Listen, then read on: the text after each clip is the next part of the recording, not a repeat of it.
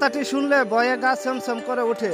প্রিয় ভিউয়ার্স, তারই বিস্তারিত জানাবো আজকের এই ভিডিওতে। যারা বলে ভূত টুত বলে কিছু নেই, সেরকম অনেক সাহসী মানুষ একাকী গভীর রাতে ভয়ে কাতর হয়ে উঠে পড়েন। গ্রামগঞ্জে প্রায় ভূতের কথা শোনা গেলেও রাজধানী ঢাকায় ভূতের উপস্থিতি চোখে পড়ার মতো। কিন্তু সম্প্রতি ঢাকায় দেখা মিলেছে এক ভূতের। তবে এটা ভূত নাকি অন্য কিছু তা খুঁজে দেখতে হবে। সোশ্যাল মিডিয়া ছড়িয়ে পড়া সে ফুটেজ দেখে বোঝা যায়, একটু লক্ষ্য করলে বোঝা যায় কিছু একটা খুঁজছেন তিনি। ব্যস্ততম ঢাকায় আসলে কি ভূত? যদি এটি ভূত না হয়, আমার প্রশ্ন অদৃশ্য হয় কিভাবে?